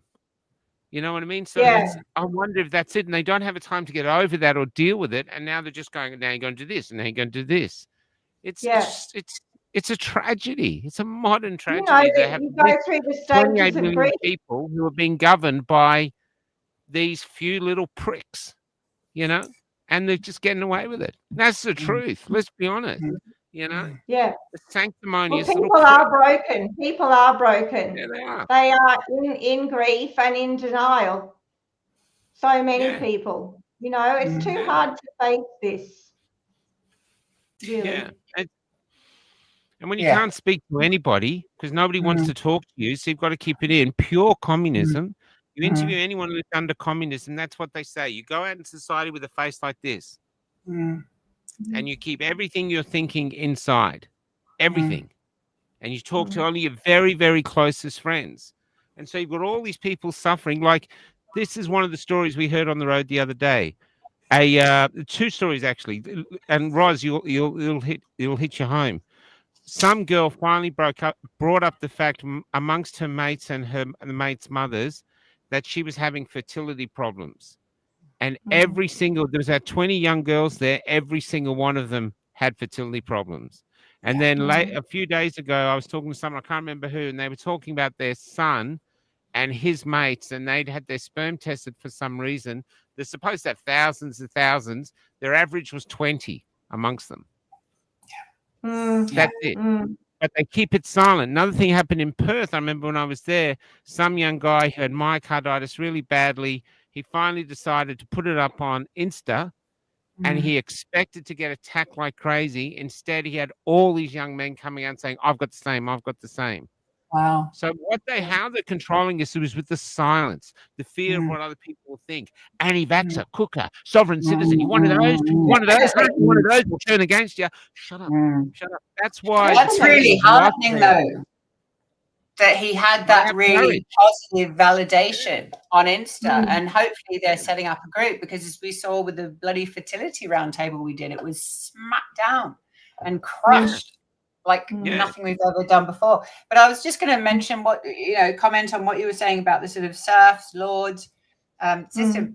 One of the interviews I heard really early on, probably 2021, 2022, was RFK Jr. I had no idea who he was at the time. Someone sent it to me and said, you have to watch this. And he stood up and he was saying that what we're experiencing now, and we still are, is sort of isomorphically, so same pattern as there were 2 wars. I don't know which one, the American Revolutionary War or the American Civil War, right? And he said that the difficulty we have now is back then, people's houses were being burnt down, people's wives were being raped. So everyone picked up their bloody pitchforks and went for it, right? People, the other thing we've got at the moment is people, we're in this really sort of self-focused world in the West. Everyone's really looking at what's going on in their lives rather than the greater good. And he said, back then people were willing to die for the cause, but no one is now. and there's no pain. Everyone's sitting there watching Netflix. They're, you know, ordering home delivery, ordering home beer delivery, and they might see this stuff and go, "Oh yeah, that's crap," on X, or like a Facebook post, but they're not getting off their arse. And that is the bit, you know, I'm sure Paul, Michael, you know, Sandra, all of this, we're tired. Like, this is 5 years on. Man. You know, we need people to just get off their asses and do We've something. all lost so much, and but the pain's coming, Ros. The financial there's pain coming, and so we've got to see what they do. I'm hoping that the digital ID goes through, and that finally people, every time they got a facial recognition, because they did it in Louisiana, they brought it in Louisiana, and 80% of the internet business, or most of the internet businesses lost 80% of their customers because people could not be bothered to log in. So there's going to be huge economic pain, huge, because they can't be bothered. Huge economic pain, and stuff like this. And not want to go. I think there'll be a kickback. Well, I hope. I hope. You know. Yeah. Yeah. And look at us. Look at us. How they what they do to all of us. Look at you, Ros. You must be a great psychologist. I'd love to come and see you, just so you can tell me I'm nuts. But it'd be still there. And now you're going to be driving Ubers or something. It's insane. We don't benefit from it economically. You know? Look at who was that great doctor we had on, Teo. He's in China now. Charlie Teo. How could we possibly give up Charlie? Yeah, right. There were so many people on that interview that were saying, my son is only alive because of him. Not one, loads. All these people were coming in. My daughter's only alive because of him. And we've let him go because he doesn't jump through the hoop. Yeah. You know? Michael, we become unmoored from ethics, and we become unmoored from truth. And there will be consequences, you know. Like you're saying, the financial, I'm seeing that. That's starting to kick off. So you know, COVID wasn't about health. It was much more about compliance and control, and this is more of the same, and it's disgusting. And maybe they'll just keep going until everyone's teeth are kicked in, or maybe people will. Maybe some people will spit out their remaining teeth and say, "No, I'm not playing anymore." And if enough people find alternatives, stop playing in their play box, like you were saying in Louisiana, because that's all they care about, whether or not they can make money off us while they're busy killing us and controlling us. So if we move out of their system, if we don't comply, that will affect their bottom line. That's the only thing they care about. They don't care about. So, you know, I don't have the answers yet. I think we've been pointing to them for a few years, but I think as it gets funkier, as life finally gets perhaps a bit harder, people will start to see. And it wasn't about, like I say, it wasn't about COVID. It was about the overreach. It was about the lies. It was about the insanity. It was about the cruelty, you know. And you can pretend that it didn't happen, but I think people are starting to understand that that's what happened.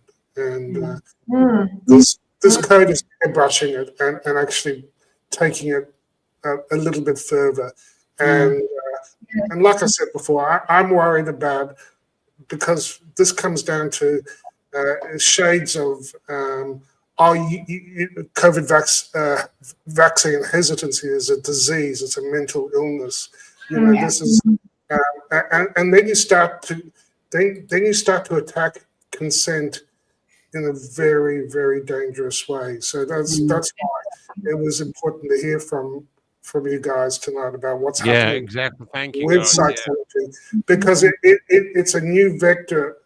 It opens potential vector of attack, and the risks continue until we face what happened in the last 5 years. And And this document doesn't do that, not even close. The document reminds me of George Orwell's. He talks about the future. Think of a boot on man. Well, it's a metaphorical boot. It is. You know, the boot is there silencing you. You can't talk. You can only say these things. That's a metaphorical boot on your face. This is what we're doing.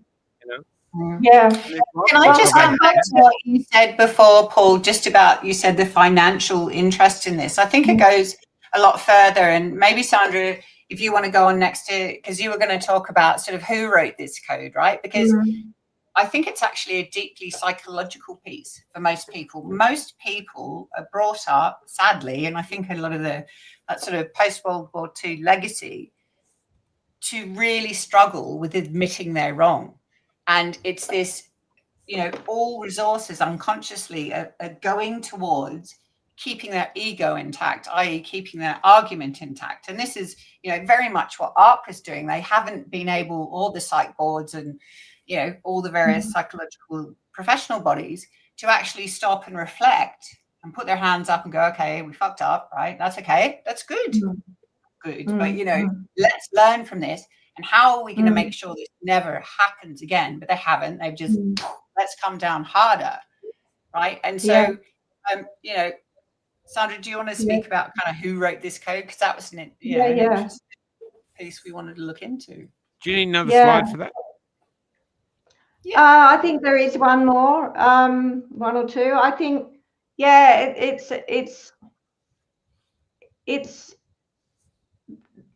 it strikes me that across the health professions, we have deferred our expertise to another authority, and we've lost confidence, I think, as individuals and as a collective in our own competency. And so we're almost like trained seals looking to other experts to tell us what is the truth, what is the best evidence-based practice. So in terms of, you know, who wrote the code, it appears that it was written by bureaucrats, not psychologists. Nonetheless, it was a so-called expert panel chosen by the Psych Board of Australia. So for a start, the Psych Board members, they are mostly psychologists.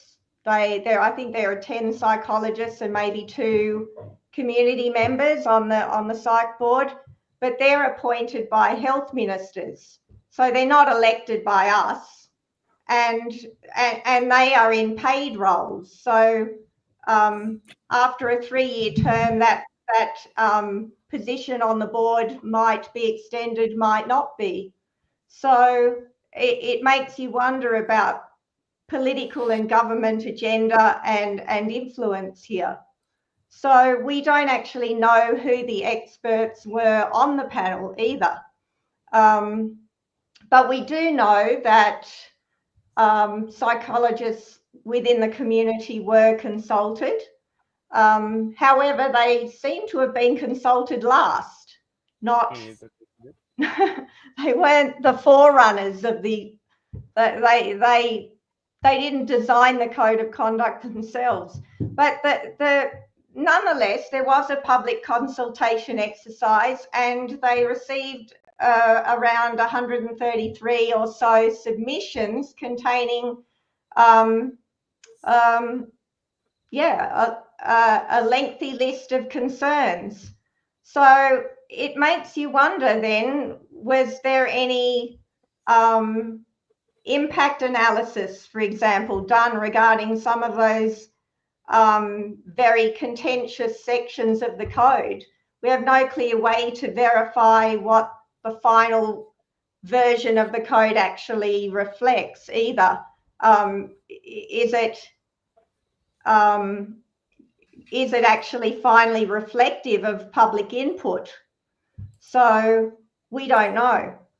The problem here is that the regulators are unregulated. that we have deferred our competence to them. So it certainly sounds like bureaucrats. When you read through it, it's effective risk management includes you practice cultural safety and culturally reflective practice as detailed under principles 2 and 3. That's the important. Look, I agree with some of the things like 7.1H. It says support practitioners and colleagues who raise objectively valid concerns about the safety of clients and others. Well, from my viewpoint, that's all you were doing, Ros. That's all I was doing. They're not following their own code because when there is objective evidence that harm has been done, and they're not supporting. They're bullying and harassing and conducting vexatious complaints. And by having the document vague and poorly defined, it just allows more of the same. Yes. It's interesting timing too. It's come into kind of draft form since 2023. The timing's uncanny straight after COVID, right? And we had 50 years or whatever, I don't know. We had many years of practice where we were not bound to this code. And we we talk within the APS about the beginnings of the society and the collegiality. And then, we had an APS code of ethics that stood us it served us well for a very long time. And this new code of conduct seems to have been adapted from some sort of medical model, or it's a generic kind of code of conduct that has just been then adapted for psychology. So many of the provisions within it are actually outside our profession entirely. So they were never tested in real world psychological practice. We are very different from medical model clinicians. We work in many overlapping services and culturally diverse settings, and one psychologist's work may differ markedly from another psychologist's work, which may not be so obvious in, say, a comparison like nursing. So, yeah, when this code goes live tomorrow, this is our this is our. I've got this Vera Tandelik. I said that right. Sorry if I. Thank you for your timely, important presentation. As a psychotherapist, I'm quite horrified on a microcosmic level professionally and a macrocosmic level as an Australian. So, so this goes live tomorrow. Wow. Yeah, it's going to have real power. It's really. Yeah. Sandra, can I just speak? Like you sent me this timeline of the consultation process. Can I just talk to that a bit? Because I think it's important for people to realise. So June 2023, right? This is when the draft code was released for public consultation, and it was sent to over 100,000. I didn't know there were that many registered psychs.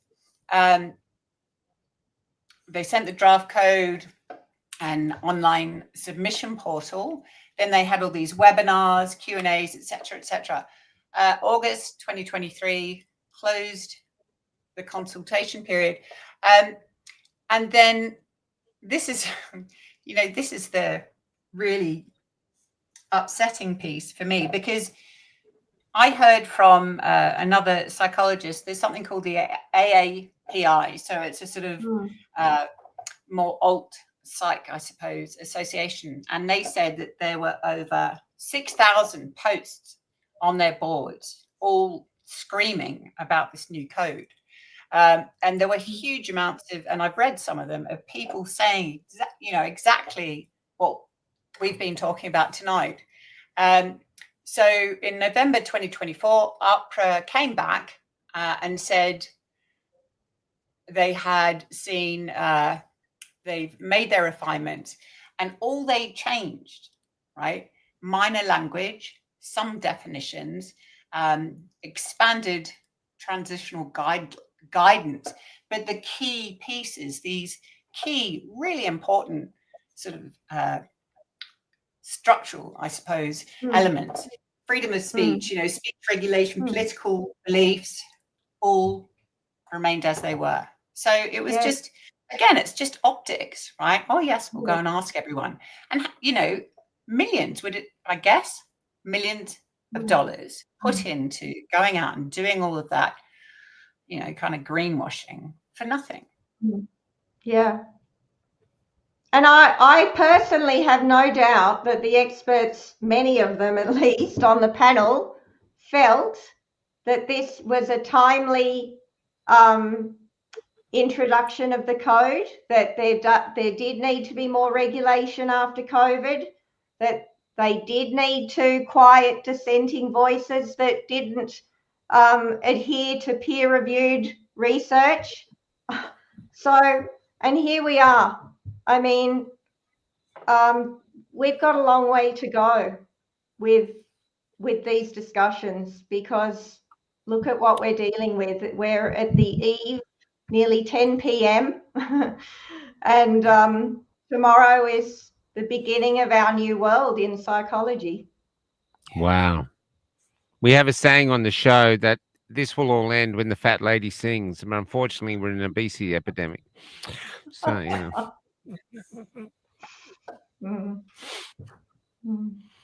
Is that it? That's the last one? This is the last slide. It's staggering. Yeah. Staggering. Yeah. It's.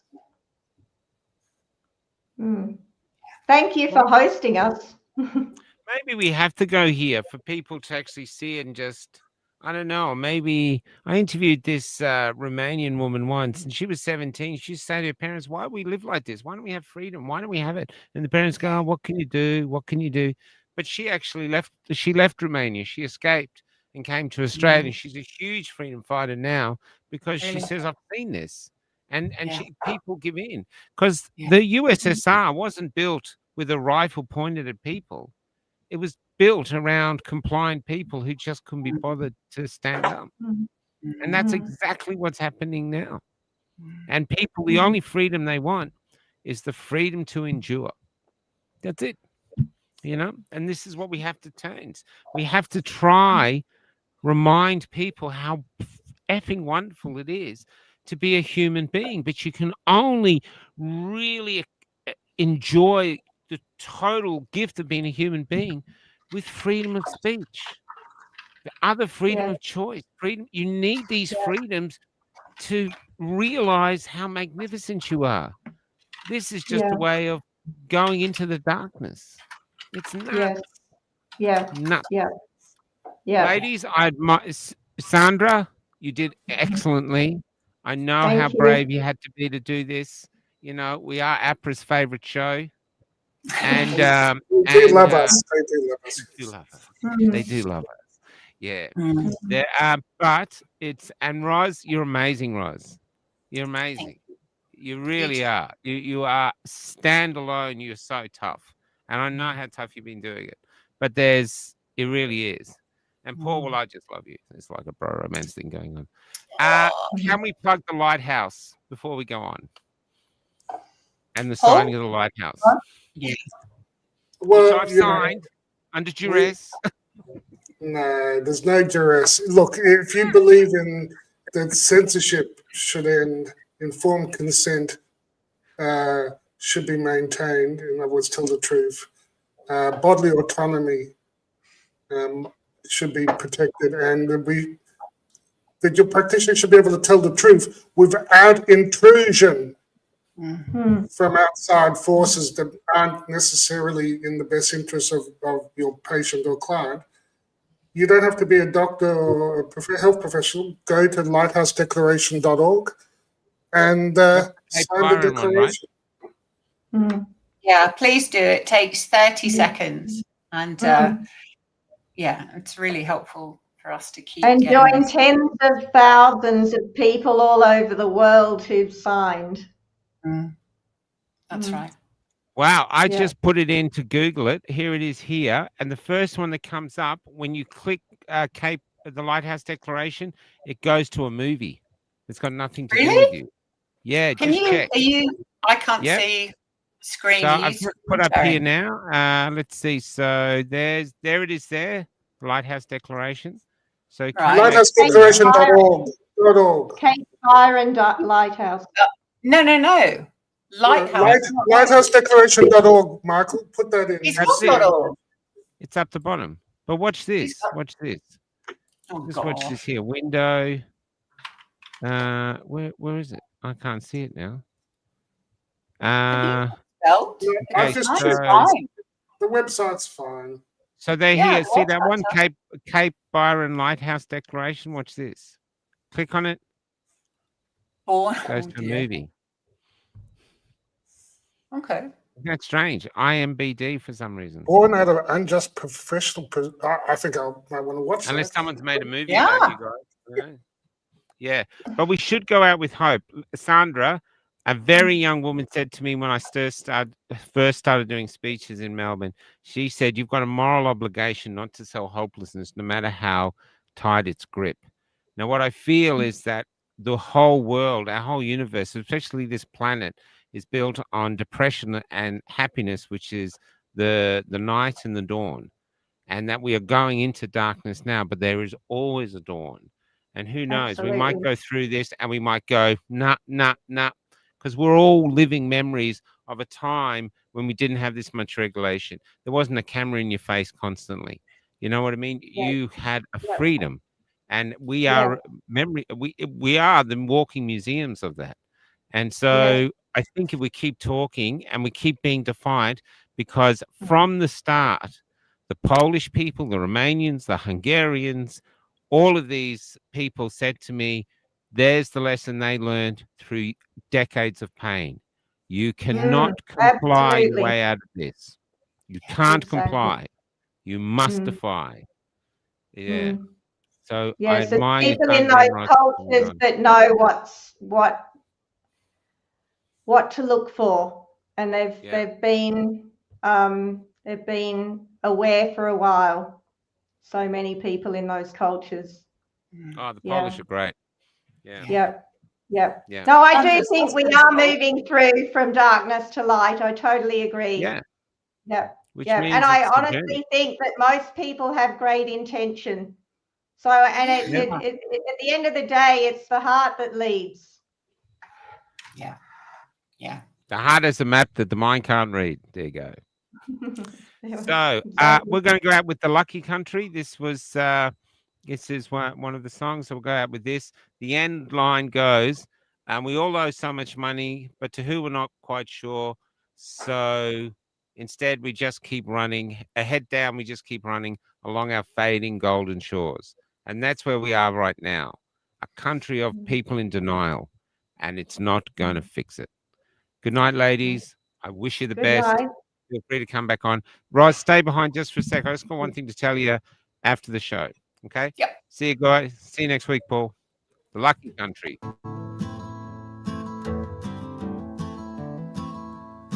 When I met Jesus Christ, he was almost 10 years old. And he was helping his mother push a trolley full of all they owned. And because they couldn't find an inn they could get in, they were heading to the city and leaving Bethlehem. Couldn't you perform a miracle? I'm out of them, he said. I tried turning nothing into warmth, but it just made my mother cry. It just made my mother cry. Mary Magdalene has become a man, and tonight he's old, and she has been riding my tram. Now it's late